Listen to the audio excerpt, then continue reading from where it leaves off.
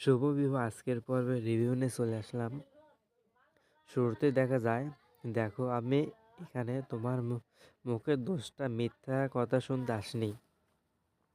আমি শুধু তোমার প্রশ্নের উত্তর চাই। কেন করলে বলো? আমার সাথে এরকম কেন করলে তুমি? আমার আবেগ, আমার আমার মন, আমার অনুভূতি, আমার বিশ্বাস নিয়ে তুমি কেন খেললে? কি বলছো তুমি? তুমি খুব ভালো করে জানো আমি কি বলছি। কেন করলে বলো? তুমি জানো না আমি আমি নিজের কাছে কতটা ছোট হয়ে গেছি। নিজেকে আমি চিনতে পারছি না। আয়নাতে আয়নাতে নিজের দিকে তাকাতে পর্যন্ত পারছি না। না কারোর দিকে চোখ তুলে দেখতে পারছি না। কেন এত বড় ক্ষতি করলে? আমি তোমার কি ক্ষতি করেছিলাম যে তুমি আমার এইভাবে আমাকে ঠকিয়েছিলাম?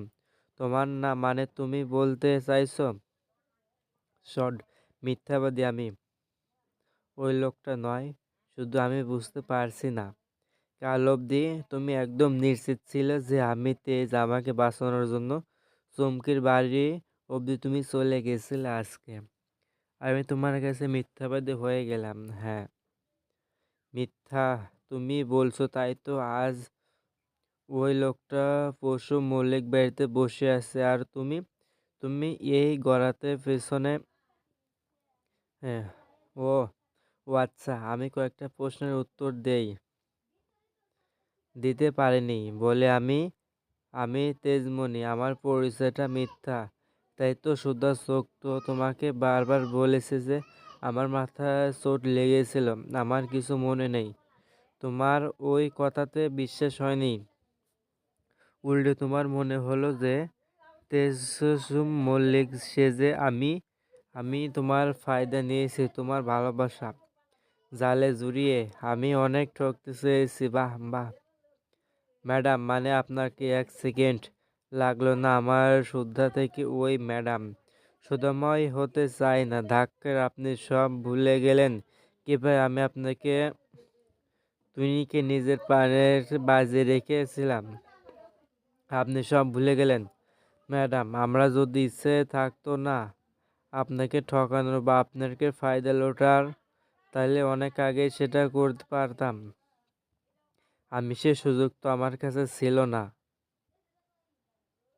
না না, আপনি কোন অধিকার বলছেন যে আমি একজন মিথ্যাবাদী? আমি কি নিজে গেছিলাম আপনার কাছে বলতে যে এই দেখুন ম্যাডাম, বা যে আমি যেটা আমার পরিচয়? আমি কি বলেছি বলিনি ম্যাডাম? আপনি বলেছেন আমি তেজ, আপনি বলেছেন যে শহরে ফিরে চলো, ভুল করেছিলাম, আমি ভুল করেছিলাম। আর সেই ভুলের সংযোগ তুমি আরো চুমকি মিলে নিয়েছো ম্যাডাম।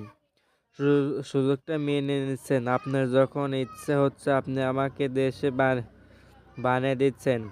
এবার যে একটা অন্য মানুষ এসে বলতেছে যে আপনার স্বামী, আপনি ওর কথা মেনে নিচ্ছেন কারণ ও অনেকগুলো প্রশ্ন উত্তর দিতে পারছে আপনাকে। তাই তো চমকি সত্যি বলছে না মিথ্যা বলছে? কিচ্ছু জানার প্রয়োজন বোধ করছে না আপনি?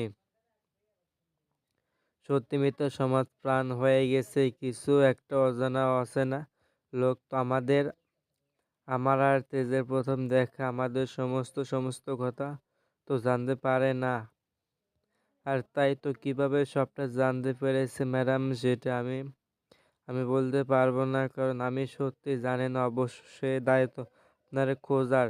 তবে আমি আপনাকে একটা কথা বলতে পারি, মানুষ মিথ্যা কথা বলতে পারে কিন্তু মানুষের চোখ কোনোদিন মিথ্যা বলতে পারে না।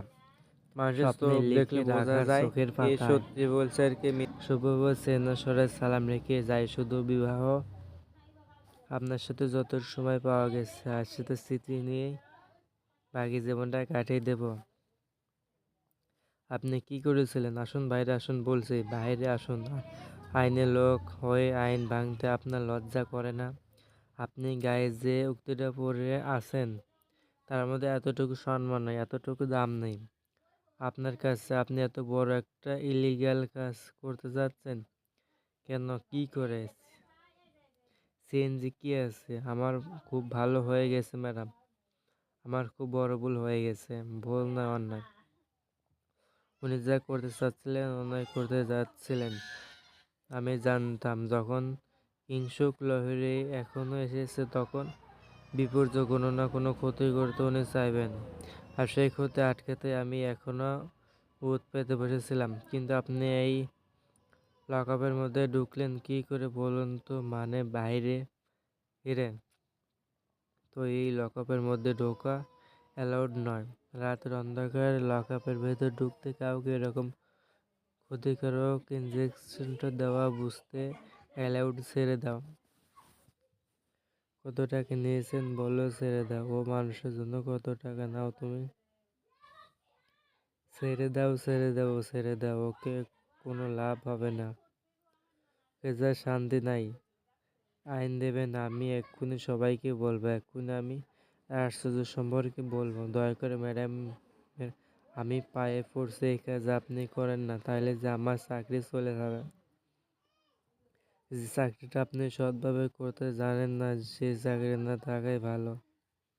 নাহলে আপনাদের মতো অসৎ করাপ্টেড কর্মীদের জন্য গোটা গোটা পুলিশ ডিপার্টমেন্ট বদনাম হবে। আমি অসৎ নই ম্যাডাম। আমি অসৎ নয়, আমি অসহায় ম্যাডাম।